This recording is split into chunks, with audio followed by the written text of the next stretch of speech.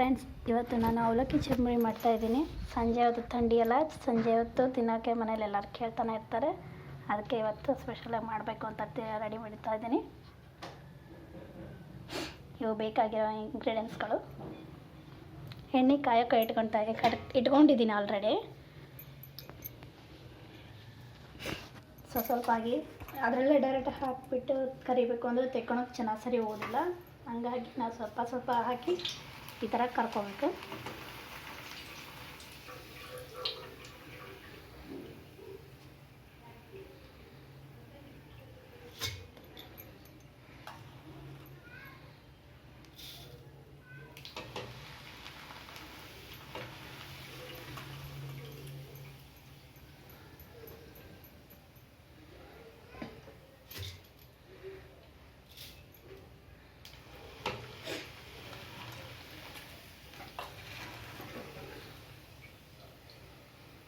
ಎಣ್ಣೆ ಅಂಶ ಇದ್ದರೆ ಲಾಸ್ಟಲ್ಲಿ ಉಪ್ಪು ಖಾರ ಪುಡಿ ಎಲ್ಲ ಕಲಸೋಕ್ಕೆ ಚೆನ್ನಾಗ್ತೈತೆ.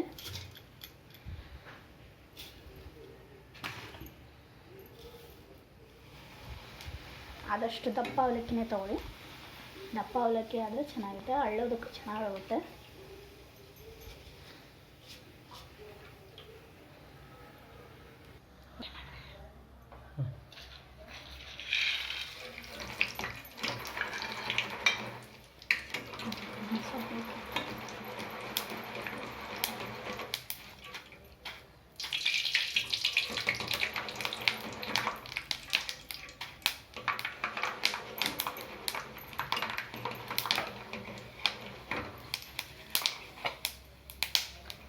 ಶೇಂಗಾ ಬೀಜ ಕರ್ಕೊತಾ ಇದ್ದೀನಿ.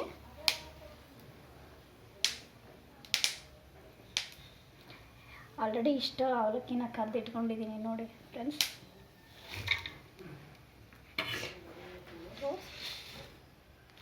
ಪುಟಾಣಿ ಹಾಕ್ತಾಯಿದ್ದೀನಿ.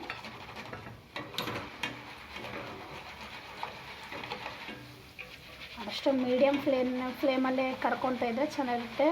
ತುಂಬ ಜಾಸ್ತಿ ಫ್ಲೇಮ್ನ ಜಾಸ್ತಿ ಮಾಡಿದರೆ ಒತ್ತುತ್ತೆ.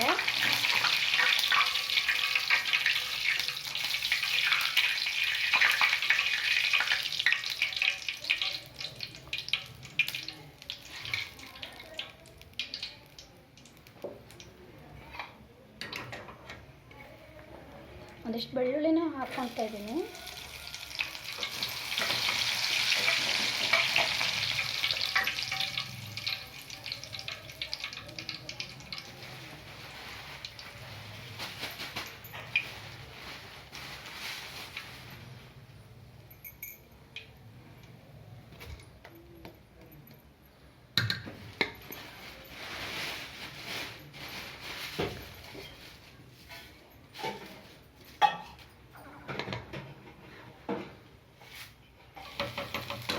ಕರಿಬೇವು ಒಣಗಿರೋದೆ.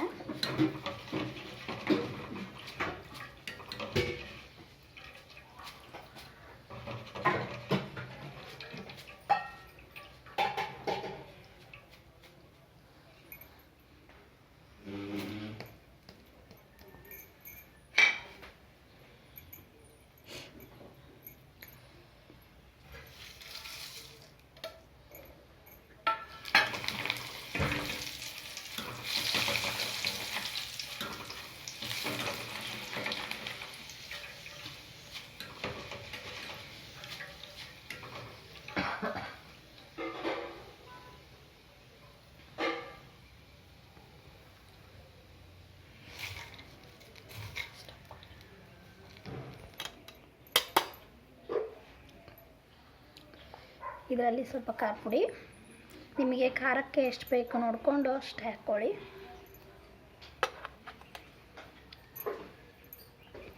ಸ್ವಲ್ಪ ಅರಿಶಿನ ಪುಡಿ,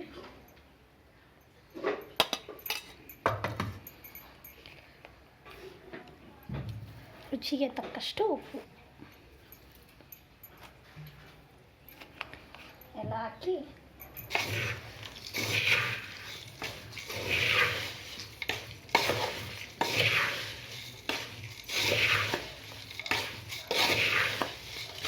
ಮಿಕ್ಸ್ ಮಾಡ್ಕೋಬೇಕು ಚೆನ್ನಾಗಿ. ನೋಡಿ ಫ್ರೆಂಡ್ಸ್, ಕೊನೆಯದಾಗಿ ಅವಲಕ್ಕಿ ಚುರುಮುರಿ ರೆಡಿ ಆಯಿತು.